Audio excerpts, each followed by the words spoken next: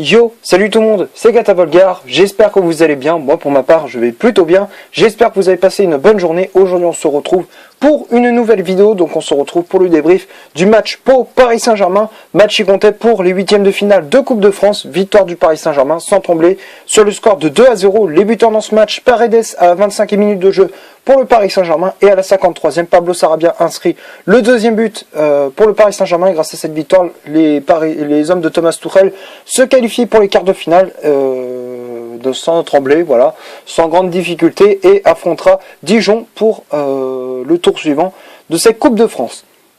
Voilà, donc pour revenir au match face à cette équipe de Pau, voilà, donc pour débriefer ces 90 minutes, 45 premières minutes, bon, on n'était pas trop inquiété par cette équipe locale, mais bon, voilà, on a posé notre jeu, on a réussi à poser notre jeu, voilà, même si dans les conditions ça n'a pas été simple forcément vu qu'on a une pelouse assez délicate, voilà, notamment avec des trous partout où ils étaient cachés par de la bombe verte. Lorsque on voyait Paredes à un moment donné, il faisait un tacle, il avait reçu de la peinture verte sur la tête. Donc pardon. Donc voilà.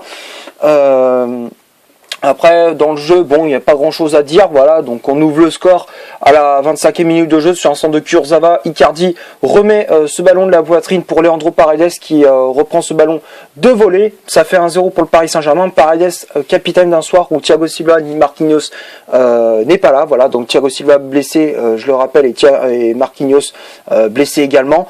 Donc du coup, c'est Paredes qui avait le brassard de capitaine et au passage, il inscrit son premier but sous le maillot du Paris Saint-Germain. Voilà, donc il avait jamais marqué sous le maillot parisien et le milieu argentin l'a fait. Félicitations à lui. Il a encore prouvé qu'il était assez important dans l'effectif parisien et ce serait bien qu'il le fasse davantage jouer, Thomas Tuchel, pour voir ce qu'il a encore à nous montrer. Voilà, donc on ouvre le score à la 25e, voilà, donc on réussit à ouvrir le score. Après, Pau a essayé de réagir, mais bon, voilà, ils avaient pas trop d'occasions en première mi-temps, donc on rentre au vestiaire avec cette avance de 1-0, logique.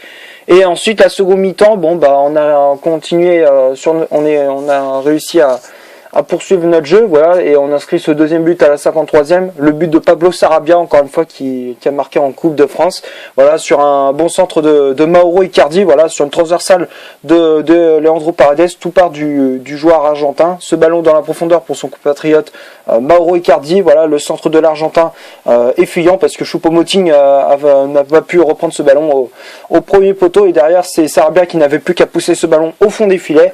Ça fait 2-0 pour le Paris Saint-Germain. Donc voilà, donc on a réussi à faire le break.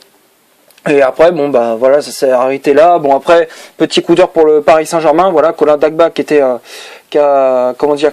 sorti à la 72e, remplacé par Michel Baker.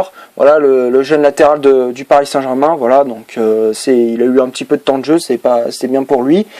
Donc du coup, ça a été quand même un petit coup dur, voilà, pour le Paris Saint-Germain. Colin Dagba qui sort. En plus, apparemment, c'est une rupture, je crois, du ligament antérieur ou un truc comme ça, je crois. Donc si je me trompe pas, voilà. Donc du coup, il y a eu un petit coup dur côté parisien, mais bon, voilà. On a quand même des options, donc il n'y a pas de quoi s'inquiéter. Voilà. Donc j'ai pas grand chose à dire dans le débrief des 90 minutes, hormis les deux buts. On va passer maintenant à la composition d'équipe que Thomas Tuchel a aligné pour ce Pau Paris Saint-Germain. Donc il a remis en place son 4-4-2 avec Sergio Rico dans les buts du Paris Saint-Germain. La charnière centrale, c'était le jeune Tanguy Kouassi associé à Thilo Kehrer. Kurzawa latéral gauche, Dagba latéral droit, Paredes et Ander Herrera devant la défense, Draxler milieu latéral gauche, Pablo Sarabia milieu latéral droit et le duo d'attaque, c'était Mauro Icardi associé à Eric Maxime Choupo-Moting. Voilà pour la composition d'équipe. Après, il y a eu les remplaçants qui étaient entrés en jeu. Pardon, il y avait le jeune Michel Baker qui était entré en jeu à la place de Colin Dagba. Il y avait Marco Verratti à la place de Ander Herrera et la sortie de Choupo-Moting. Voilà, à la 84e, remplacé par Idrissa Gueye. Voilà pour la composition d'équipe. Après, on va passer aux statistiques de cette vidéo. Pardon. Donc, on va commencer par celle de de Pau. Voilà, donc les locaux ont eu 24% de possession de balle. Voilà, 5 tirs au total, dont 4 tirs non cadrés. Voilà, donc un tir cadré seulement du côté de cette équipe de Pau. Voilà, donc un seul tir cadré. Ensuite, 2 corners. Voilà, il y en a pas eu des masses du côté de Pau. 4 positions hors jeu, 14 fautes commises et un carton jaune. Donc tout ça, c'est du côté de Pau, et du côté du Paris Saint-Germain, c'est 76% de possession de balle, 2 buts. Voilà, donc ils ont marqué 2 buts sur 9 tirs. Voilà, donc 9 tirs au total, donc 3 tirs cadrés, donc 2 buts. Voilà, un corner, un carton jaune, 5 fautes commises et 2 positions hors jeu. Donc tout ça, c'est du côté du Paris Saint-Germain. Voilà, donc j'ai pas grand chose à dire dans ces statistiques, voilà, hormis que Paris Saint-Germain a été au-dessus par rapport à cette équipe de Pau.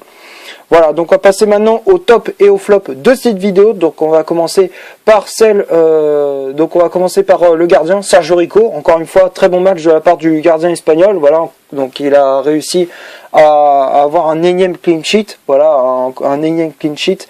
Donc du coup, encore une fois, une soirée tranquille pour le gardien espagnol. Voilà, donc pas eu trop de soucis à faire. Voilà, donc encore une fois, Sergio Rico qui a fait un match assez propre. Donc pour moi, je le mets dans le top.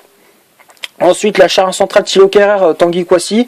Voilà, donc un match assez correct de la part de Thilo Kehrer. Voilà, même s'il a été plusieurs fois en difficulté par le joueur de Pau, Djardjou. Il n'a pas trop été inquiété. Voilà, donc son placement n'a pas toujours été parfait, c'est vrai. Mais bon, voilà, il a récupéré pas mal de ballons en défense. Il a fait 2-3 interventions assez importantes. Donc voilà, Thilo Kehrer a fait son match. Donc pour moi, je le mets dans le top.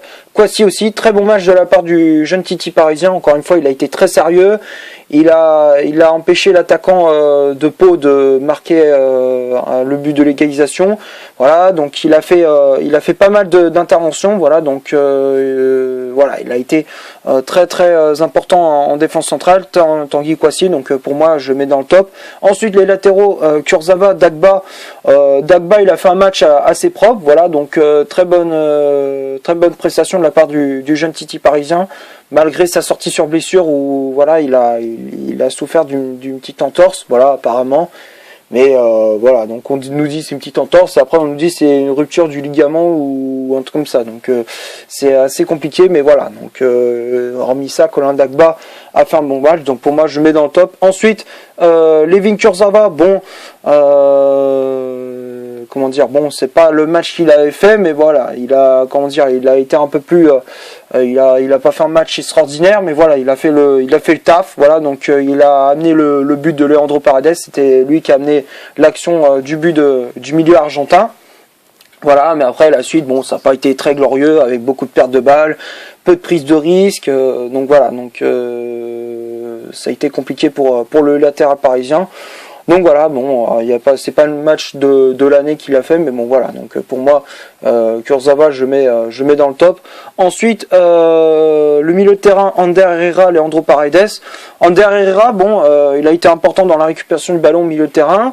Dans le jeu, bon, il est resté un petit peu sobre, il est resté un peu plus en retrait par rapport à Leandro Paredes, mais voilà, dans l'ensemble, Ander Herrera a fait un très bon match. Donc pour moi, Herrera, je le mets dans le top. Ensuite, Paredes aussi, très bon match de la part du milieu argentin, voilà, donc il a récupéré pas mal de ballons, transversal toujours propre, auteur du premier but de la partie, donc voilà, dans l'ensemble, Leandro Paredes a fait un bon match, donc pour moi, Paredes, je mets dans le top. Ensuite, Julian Draxler, match pas terrible, voilà, donc pour moi, Julian Draxler, c'est l'un des flops de cette soirée.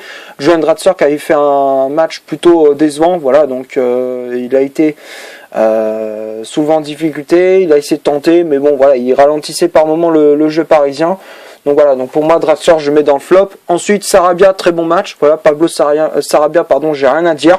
Il a eu du mal au départ, mais après, au fur et à mesure, il a pris ses aises et il a commencé à marquer, voilà, à faire des occasions et tout, et au final il a marqué, donc c'est une bonne prestation de la part de l'Espagnol, donc pour moi je le mets dans le top.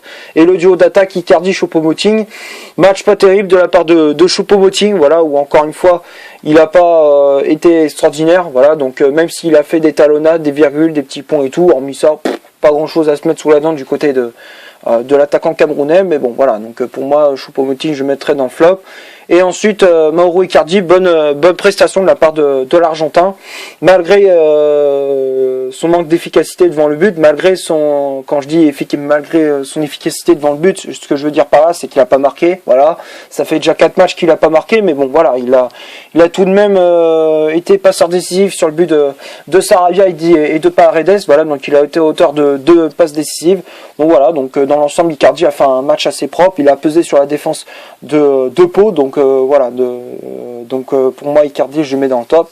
Et les remplaçants, Guy Baker et Marco Verratti, les 3 je mets dans le top. Ils ont été très propres lors de leur entrée en jeu. Donc franchement, c'est une bonne prestation dans l'ensemble pour les joueurs du PSG. Voilà, donc c'est tout ce que j'avais à dire pour ce Pau Paris Saint-Germain. J'espère que la vidéo vous aura plu. Si c'est le cas, vous laissez un énorme like. Tu cliques ici pour t'abonner pour rien rater de mes vidéos. Tu cliques ici pour en voir une autre si tu le souhaites. Et moi, je te dis à la prochaine pour une prochaine vidéo. Ciao!